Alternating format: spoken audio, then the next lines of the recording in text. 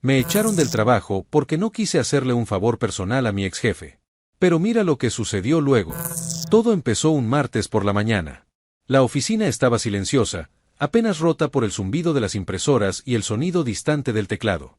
Ramírez, mi jefe, me llamó a su despacho. Su tono era amable, casi afable, pero sus ojos escondían algo más. «Cierra la puerta», me dijo. «Esto es confidencial». Me senté frente a él, y entonces, sin rodeos, soltó la propuesta. Quería que realizara una transferencia de fondos a una cuenta personal usando documentación de la empresa para encubrirlo. Lo miré en silencio, incrédulo. Pensé que era una broma de mal gusto. ¿Eso es legal?, pregunté, tratando de mantener la calma. Ramírez soltó una risa suave, como si fuera absurdo preguntarlo. «No lo es, pero confío en ti. Nadie se enterará». Me negué rotundamente. Le dije que no arriesgaría mi nombre ni mi integridad por nada del mundo. Su sonrisa desapareció al instante. No gritó, no discutió. Solo asintió con la cabeza. «Entiendo. Puedes retirarte». Al día siguiente, Recursos Humanos me entregó una carta de despido. El motivo: falta de compromiso con los objetivos de la empresa. Salí con mis cosas en una caja y una mezcla de furia y orgullo en el pecho. Me habían expulsado por hacer lo correcto. La noticia se regó rápido. Algunos compañeros me escribieron mensajes de aliento, otros simplemente guardaron silencio, temerosos. Sabía que Ramírez no actuaba solo. Había algo más grande detrás, pero aún no sabía qué. Esa noche, mientras desempacaba en mi pequeño apartamento, el teléfono sonó. Era Laura, una excompañera del área de contabilidad. Me pidió que nos viéramos. Cuando nos encontramos, me miró a los ojos y dijo: «No eres el único. Hay más». Sentí que el corazón me latía con más fuerza. Lo que pensé que era un caso aislado, una simple jugada sucia contra mí, era apenas la punta de algo mucho más oscuro. Ella me habló de otros movimientos sospechosos, de empleados que habían aceptado favores para conservar sus puestos, de contratos firmados en silencio y de recursos que desaparecían sin explicación. De vuelta en casa, me senté frente al escritorio con una libreta. Empecé a anotar todo lo que recordaba: nombres, fechas, transacciones, reuniones. Ya no era solo una víctima. Estaba decidido a descubrir toda la verdad, sin importar a dónde me llevara. Y así, en ese modesto departamento, comenzó una batalla que cambiaría mi vida por completo. Una batalla por justicia, por dignidad y, sobre todo, por la verdad.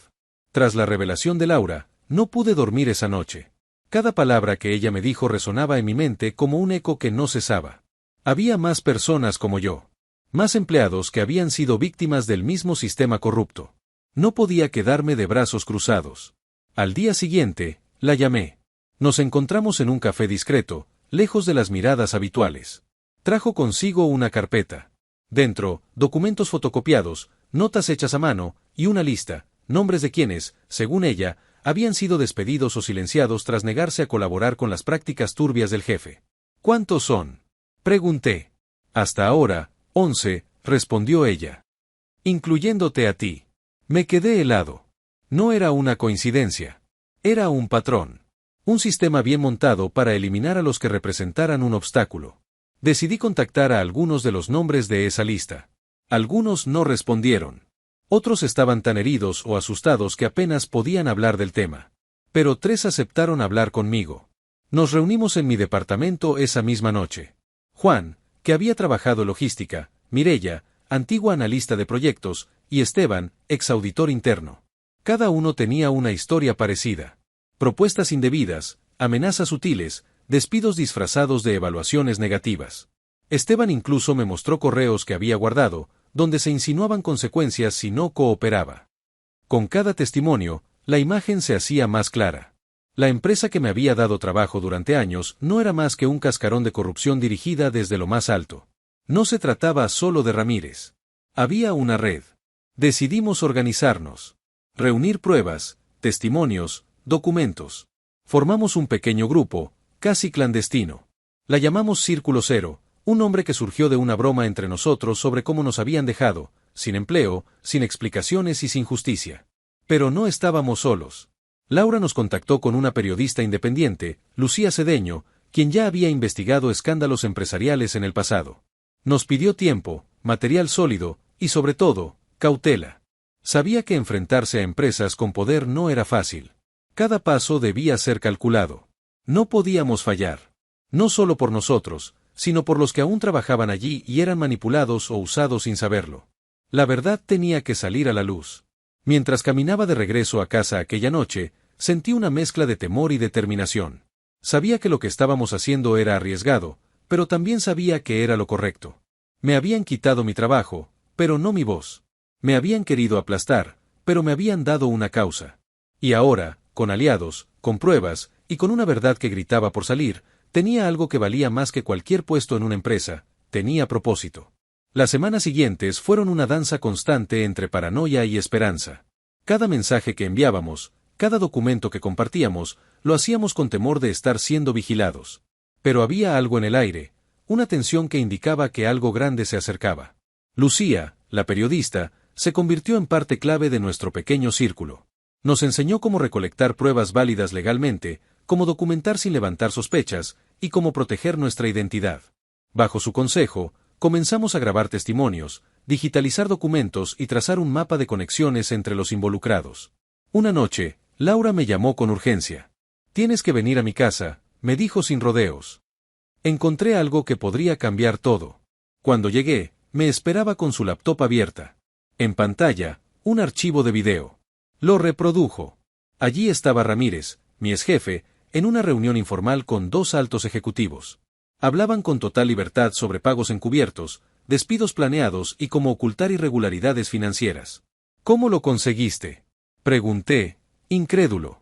«Un ex asistente técnico. Me lo pasó antes de irse del país. Teme por su seguridad, pero no quiere que esto quede impune». Sabíamos que ese video era la llave que necesitábamos. Pero también sabíamos que su existencia nos ponía en peligro real. Si Ramírez y compañía descubrían lo que teníamos, podrían intentar silenciarnos, o algo peor. Lucía nos recomendó esperar. Preparar un reportaje bien armado, con respaldo legal. Contactó a abogados, expertos en derechos laborales, y poco a poco el caso comenzó a tomar forma. Lo que empezó como una venganza silenciosa, ahora era una bomba lista para estallar en el momento justo. Sin embargo, no todo salió como esperábamos. Una mañana, Esteban no llegó a una de nuestras reuniones. Tampoco respondió llamadas. Esa misma tarde, nos enteramos de que había sido arrestado por presunta malversación de fondos, una acusación que sonaba a montaje. Nos dimos cuenta de que alguien estaba moviendo hilos para hacernos retroceder. Fue entonces cuando tomé una decisión. «Vamos a liberar un fragmento del video», dije. «Solo uno. Lo suficiente para que sepan que no tenemos miedo y que si nos tocan, todo saldrá a la luz». Lucía aceptó. Publicamos 30 segundos en una cuenta anónima. El video se viralizó. Los medios comenzaron a hablar del escándalo sin nombre. Las redes sociales estallaron con teorías y exigencias de transparencia.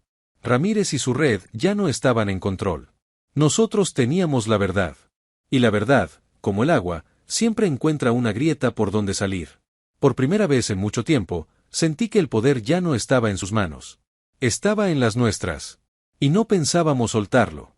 El escándalo que desatamos con el fragmento del video creció como una ola imposible de detener. Los medios empezaron a investigar por su cuenta. Ramírez, que hasta entonces había sido intocable, comenzó a mostrarse nervioso en las pocas apariciones públicas que se atrevió a dar. «Estamos sacando a un monstruo a la luz», dijo Lucía en una de nuestras reuniones. «Y los monstruos, cuando están acorralados, muerden». Laura, Esteban y yo redoblamos esfuerzos. Con la ayuda de los abogados, estructuramos una denuncia formal. Incluimos los testimonios de otros trabajadores que habían sido despedidos injustamente. Historias similares a la mía, pero con otros matices. Un patrón de abuso, manipulación y corrupción comenzaba a emerger con claridad. A pesar del entusiasmo, el miedo seguía presente. Un día recibí una carta sin remitente. Dentro, una nota: «Deja esto ahora o te vas a arrepentir». Mi primera reacción fue de rabia. ¿Amenazas? ¿Después de todo lo que había perdido? No. No pensaba dar un paso atrás. ¿Seguro que quiere seguir?, me preguntó Laura. «Podemos detenernos ahora y dejarlo en manos de los abogados». «No. No puedo», respondí. «Ya no se trata solo de mí. Esto le ha pasado a demasiados». En paralelo, el reportaje que preparaba Lucía comenzó a tomar forma. Era una bomba periodística, nombres, fechas, pruebas. Un rompecabezas que encajaba con una precisión aterradora.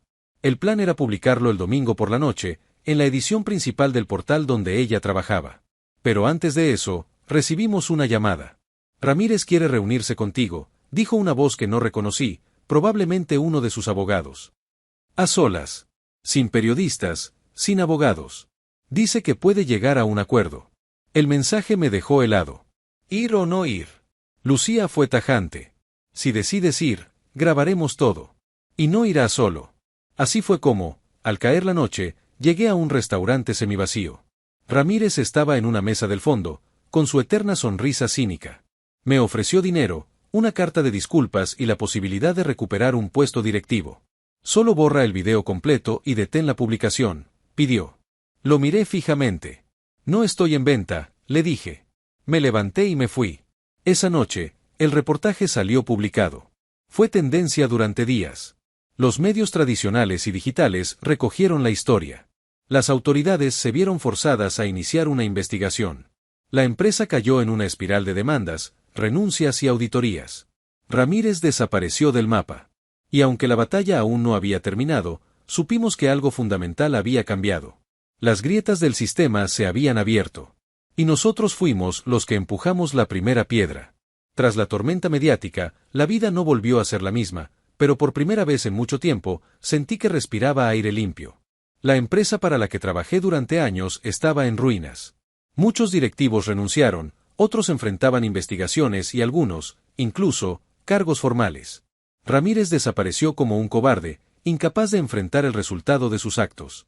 Mientras tanto, el equipo que se formó en medio de la lucha encontró un propósito más grande. Laura, Esteban, Lucía y yo decidimos fundar una organización dedicada a la defensa de los derechos laborales. La llamamos Voz Justa. Al principio, trabajábamos desde una pequeña oficina prestada, con recursos limitados y muchas noches sin dormir, pero con un motor que no se apagaba, la convicción de que nadie más debía pasar por lo que nosotros vivimos. Lucía continuó su labor como periodista, pero ahora con más fuerza, más credibilidad, más respeto. Su reportaje ganó premios nacionales y abrió la puerta a una nueva etapa de periodismo comprometido con la verdad. Esteban, con su experiencia legal, se convirtió en la punta de lanza de nuestras demandas colectivas. Laura era el corazón de todo, organizaba, coordinaba, escuchaba. Su empatía era la luz que necesitábamos en los días más difíciles. Por mi parte, comencé a dar charlas en universidades, a jóvenes que pronto entrarían al mundo laboral. Les hablaba no desde la rabia, sino desde la esperanza. No todos los jefes son como Ramírez, pero si alguna vez se cruzaban con uno, debían saber que no estaban solos. Un día, mientras salía de una charla, un joven se me acercó. Tenía los ojos brillosos y la voz temblorosa.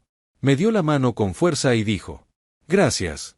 Usted me devolvió las ganas de luchar». Ese momento, tan simple, me hizo entender que todo había valido la pena.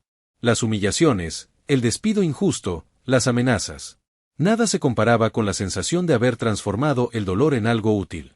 Con el tiempo, la organización creció. Ayudamos a cientos de trabajadores a defender sus derechos, y comenzamos a tener peso en decisiones políticas. Ya no éramos los despedidos sin voz. Ahora éramos un eco que retumbaba en los pasillos del poder. Aquel día en que rompí la carta de despido y salí con la cabeza baja, no imaginé que el final sería este. Porque no fue un final. Fue un comienzo. Uno que no elegí, pero que abracé con todo lo que tenía. Porque a veces, cuando todo parece perdido, es cuando realmente empezamos a construir lo que vale la pena.